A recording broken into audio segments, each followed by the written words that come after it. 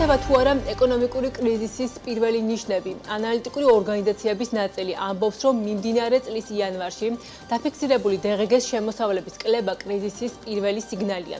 როგორც საკონსულტაციო კომპანიამ რეფორმეტიქსში აცხადებენ, გასულ თვეს ბიზნესის მიერ ბიუჯეტში გადახდილი დღგ-ს 1%-იანი კლება იმაზე მიუთითებს, რომ ქვეყანაში შექმნილი არასტაბილური ვითარების ფონზე ეკონომიკური კრიზისი უკვე დაწყებულია. კომპანიის მოლოდინით პროცესების ასე გაგრძელების შემთხვევაში შესაძლოა მიმდინარე წელს უარყოფითი ეკონომიკური ზრდაც დაფიქსირდეს, მეტად ოპტიმისტურია მთავრობის და ეროვნული ბანკის ოფიციალური პროგნოზები, რომლებიც ელია, რომ წელს საბაზისო სცენარის თანახმად საქართველოს ეკონომიკა 5-6%-ის ფარგლებში გაიზრდება. გვაქვს თუ არა სახეზე ეკონომიკური კრიზისის პირველი სიგნალი და როგორია მოლოდინების სტუმართან საკონსულტაციო კომპანია რეფორმეტიქსის წარმომადგენელთან გოგა მელიქიძესთან ერთად ვაგრძელებთ თემაზე საუბარს. მოგესალმებით გოგა. დიდი მადლობა თქვენი დროისთვის და სტუდიაში სტუმრობისთვის.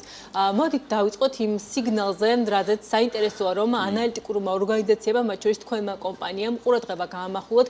ეს არის იანვარში წლის დასაწყისში დამატებული ღირებულების გადასახადის დაახლოებით 1%-იანი კლება ბიუჯეტში. ჩვენ ვიცით, რომ სწორედ საბოლოოდ დღგ-ს ბრუნვაზე და ბიზნესის მხრიდან გადახდელ გადასახადებზე არის საბოლოო ჯამში მათ შორის დიდი წილი, რითაც ჩვენი ქვეყნის ეკონომიკა ფაქტობრივად იქნება.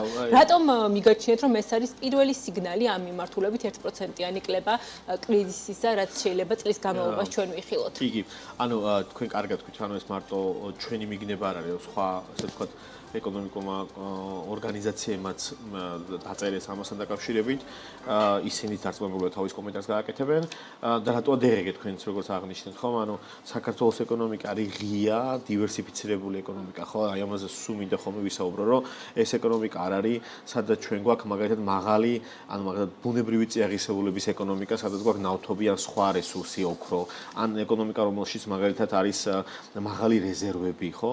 ჩვენ ეკონომიკა არის ღია, დივერსიფიცირებული ეკონომიკა და მნიშვნელოვნად დამოკიდებულია, ესე ვთქვათ, საგარეო ვაჭრობაზე, ანუ იმპორტზე, ექსპორტზე, ბრუნვებზე, ანუ ჩვენი ეკონომიკის სტრუქტურა ასე გამოიყურება. შესაბამისად, დღგ-ს ბრუნვა არის ყველაზე კარგი პროქსი, სიგნალი, რა ხდება ეკონომიკაში და როგორ სუნთქავს ეკონომიკა.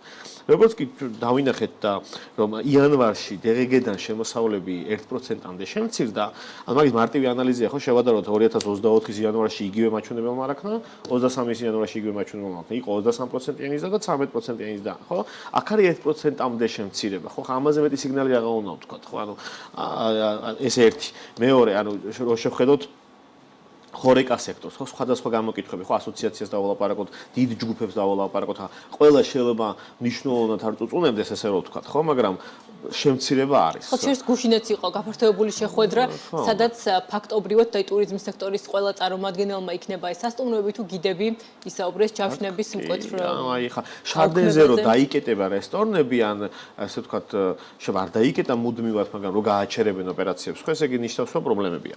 ამის გარდა კიდე თუ შევხედოთ აი მაგალითად აისეტი და არა მარტო აისეტი არის რამოდენიმე ინდექსი, რომელიც ზომავს ბიზნესის მოლოდინებს, ხო, confidence. და ის მოლოდინები ისეთი ესე ვთქვათ დაზიანებულია, როგორც იყო პანდემიის დროს. ანუ მსგავსი დაზიანება არც მანამდე არც მის მიერ არ ყოფილა. როგორც ახლა მოლოდინები დაზიანებული და კიდევ ეს მარტივი რამეა, ანუ კიდევ ერთხელ მინდა თქვა, რომ ქართული ეკონომიკა არის ღია, დივერსიფიცირებული ეკონომიკა. როგორც კი ამ ეკონომიკას იზოლაციაში მოაქცევ, რისი მეძე ხარ მე ვეღარ ხვდები. ანუ აი რისი მეძე ხარ შემდეგ, იმიტომ რომ კიდევ ერთხელ თუ ირანი თუ მოქცეულია იზოლაციაში, მას ნავთობი აქვს, ხო? აზერბაიჯანი თუ არის ისეთი სტრუქტურის ეკონომიკა, როგორიც არის, მას ნავთობი აქვს და ასე შემდეგ. რაღაცა უზბეკეთს ის გაზი აქვს, იქ რაღაც ეკონომიკებს ბევრი ოქრო აქვს, ხო? ჩვენი ეკონომიკა არის ღია, გახსნილი, დივერსიფიცირებული ეკონომიკა და მას ჭირდება, ესე ვთქვათ, თანამშრომლობა დასავლურ აქედან გამომდინარე რა სცენარებზე უნდა ვისაუბროთ, აი როგორია მოლოდინები, იმიტომ რომ სწორედ აღნიშნე ღია ტიპის ზომის ეკონომიკა ვარ ძალიან გვჭირდება დასავლურ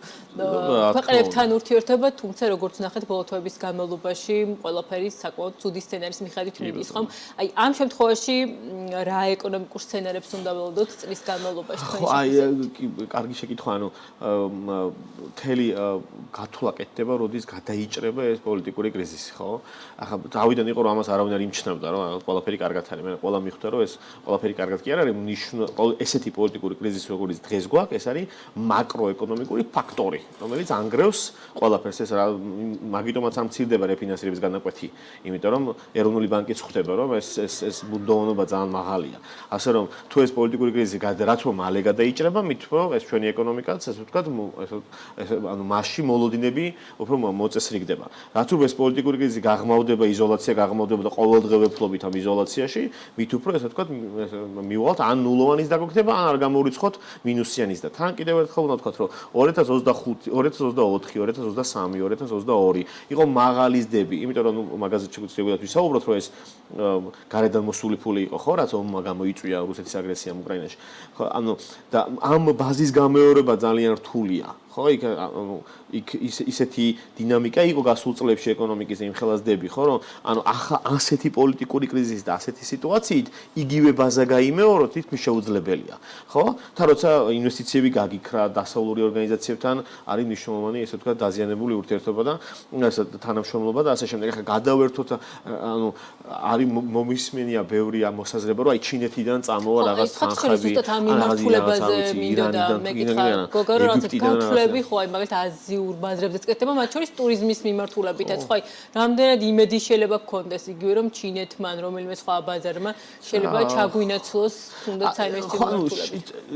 ანუ ეგ ყველაფერი შეიძლება მოხდეს, მაგრამ ვერ მოხდება მოკლევადიან პერსპექტივაში. ხარ თუ ანუ ჩინეთთან ნებისმიერ სხვა ეკონომიკასთან დაალოგო ურთიერთობა აწყო ეს არხი, მე კაცმა არ იცის როგორი პირობების ფული წამოვა. თან ვიცით რომ დასავლური ფული თავის კულტურას, ანუ დასავლური კაპიტალისტური კულტურა აქვს იმპულს, ხო? ახლა ამ სამყაროს არ აქვს ეგეთი მიდგომები, როგორც დასავლურ სამყაროს აქვს. ასე რომ მაგაზე გათვლა მე მგონი არც ისე მიზანშეწონილია ჩემი აზრით.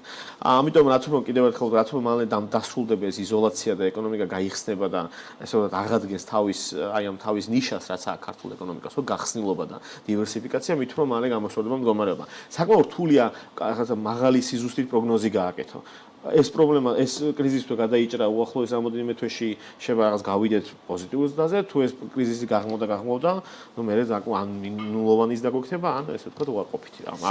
რთულია პროგნოზის გაკეთება, ეს კონკრეტული პროგნოზის გაკეთება. კი, გოგო, შენ საინვესტიციო გარემოდეც ისაუბრებ, არ შემიძლია არ კითხო ბოლო დღეების განმავლობაში, საკუთ აქტიურად განიხილება ეს საკითხი, იგივე არაბეთიდან, არაბული ინვესტიციის პერსპექტივა საქართველოში თავად ქართულმა ოცნების მთავრობამ დაანონსა 6 მილიარდიანი უპრეცედენტო შეიძლება ითქვას მოცულობის მოსალოდნელი მათი თქმით ინვესტიცია ჩვენი ქვეყნისთვის ეს დეველოპერული უძრავი ქონების სექტორში საკუთ ბევრი შეფასება მოვისმინეთ ხომ ამასთან დაკავშირებით აი ამ პოლიტიკურად და არასტაბილურობის მიმართულებით ძალიან ეს არასახარბიელო დროს დასავლეთისგან იზოლაციის პირობებში თუნდაც არადასავლური ქვეყნიდან რამდენად შეიძლება მსგავსი მოცულობის თუნდაც რამდენიმე წელზე გათვლილი ინვესტიცია ვიხილოთ აი საინტერესო შენი მოსაზრება და შეფასება ამ ტიპის განცხადებებთან დაკავშირებით ნამდვილად ხო ანუ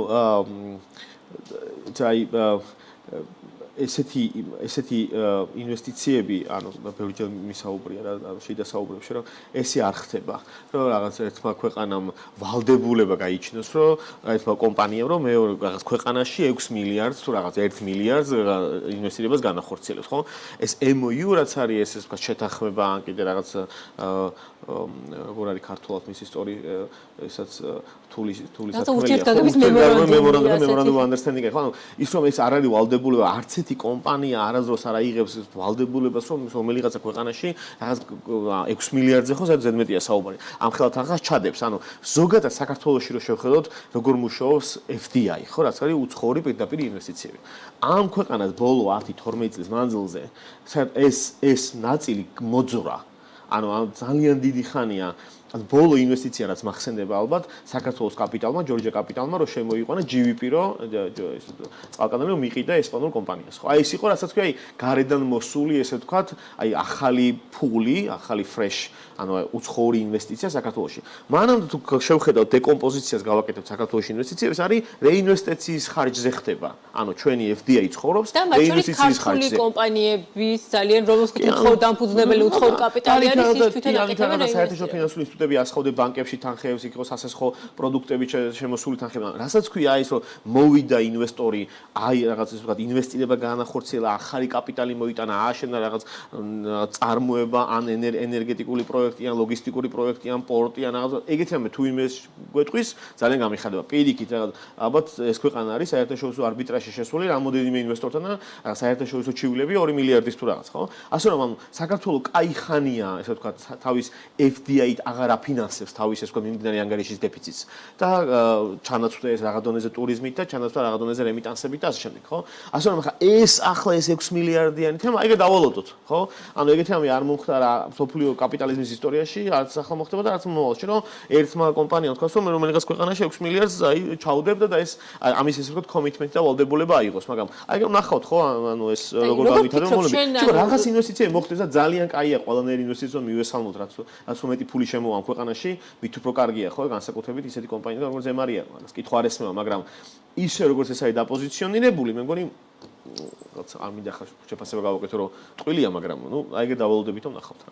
ანუ შენ ფიქრობ, რომ რეალურად აი ამ სხულმა არაბულმა კომპანიამ რეალურად გამოთქვა თქვა სურვილი სამომავლო თანამშრომლობის, თუმცა ეს რაც არ ყოფილა, შენია არის რაღაც დამოკიდებულია ბევრ რაღაც კონდიციებზე, ხო, გარკვეულ პირობებზე, ხო? ანუ ასეთ პოლიტიკურ კრიზისში ამ ხელა ინვესტიციის განხორციელება, ან მაგ ინვესტიციის რაღაც ნაწილის განხორციელებაც მე მეეჭვება პირადად.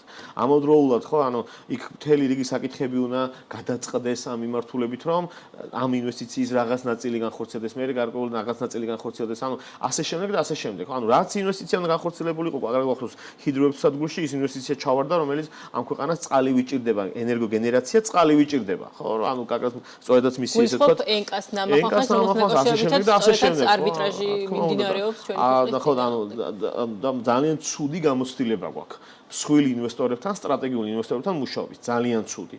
ხო და ახლა ამ დროს მეორე ინვესტორი შემოდის და 6 მილიარდ ჩაუდებ და ამის ვალდებულებას იღებს, ეს არ რელევანტურია, სულ მოხატავ თქვა.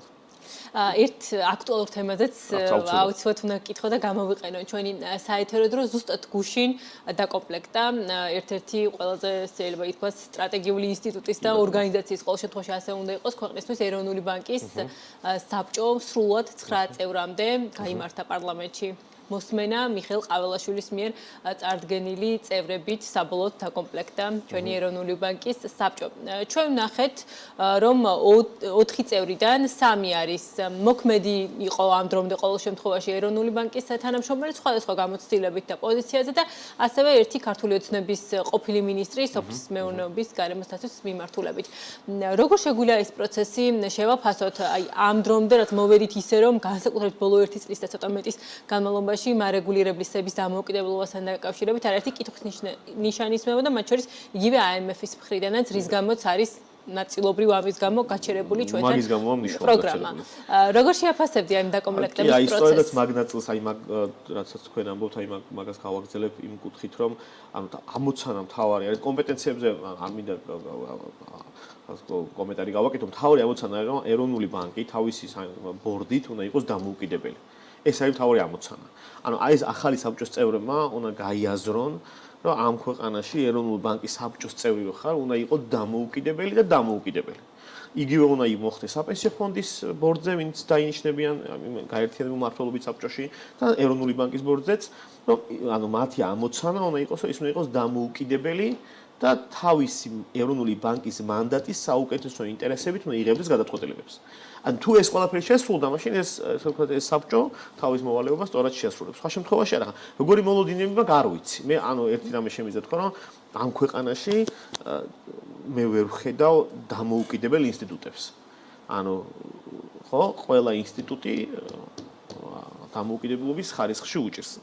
მათ შორის ეროვნულ ბანკსაც. ასე რომ ნახოთ ახალი საბჭო როგორ იოპერირებს, რამდენიც ესე ვთქვათ აღადგენს დამოუკიდებლობის ნაწილს. ეს ახლა ჩემი შეფასება არ არის, ანუ IMF-მა იმიტომ გააჩერა ეს პროგრამა, რომ სწორედაც ეროვნული ბანკის დამოუკიდებლობის ხარისხი მოეწოდა. ეგ იყო და როგორც თქვით, ახლა რაღაცა სპეკულაციას ვერ გავაკეთებთ ამ ადამიანებთან დაკავშირებით, რამდენად დამოუკიდებლებიან რა ისინი შეიძლება მიიღონ, მაგრამ ზოგადად პროცესი როგორც წარიმართა, იგივე ჩვენ ვნახეთ, რომ მაგალითად სალომე ზურაბიშვილის მიერ წარდგენილი ბოლო კანდიდატი, რომელსაც თავად საბოლოო გუშინ გაირკვა, რომ თავად მოხსნა საკუთარი კანდიდატურა, ის საერთოდ არ განუხილავს წინამოწვევის პარლამენტს. ეხლა როგორ ფიქრობ, სწორად წარიმართა დაკომპლექტების პროცესი, ისევ და ისევ თქო მათ ადამიანის კომპეტენციას ნაკლებად ვეხებით ახლა ჩვენ. ზოგადად ხა თუ პარლამენტია, სადაც ერთი პარტიაა, ხო, და ახლა ნებისმიერი ამ რგოლში გავლილი პროცესი უკვე კითხვის ნიშნებს აჩენს, ხო? ანუ პარლამენტისაც ერთი პარტიაა, ეგრეთ წოდებული, ანუ ხო, ანუ არ არის დაკომპლექტებული, არ არის დემოკრატიული, გარეთ არის 100,000 ხალხი 60 დღეა უკვე აპროტესტებს პროცესს და ამას ყურადღებას არავინ არ აქცევს და ამ დროს ესე ვთქვათ, ხა ეს პარლამენტი ნიშნავს ახლა ბორდის წევრებს და ჩვენ გვინდა გქონდეს მოლოდინი, რომ ეს ხმა დამოუკიდებელი, ხო ეჭვის შევიტანდი კითხვის ნიშნებს ცალსახად. იმედია რაღაცნაირად ხო შემდგომ პერიოდში უფრო კარგად გამოჩნდება ეს ყველაფერი და ვნახავთ როგორ წარიმართება ჩვენი ეკონომიკური ზრდა და მოლოდინებიც როგორი შეიძლება ალბათ შემდეგ თვეებში კარგად გამოჩნდება. ძალიან დიდი მადლობა გოგა. საინტერესო საუბრისთვის. გოგა მელიქიძე, საკონსულტაციო კომპანია რეფორმეტიქსის წარმომადგენელი იყო ჩვენი საუბარი და როგორც მოისმინეთ, მიმდინარე წლის ეკონომიკურ მოლოდინებზე ვსაუბრობდით.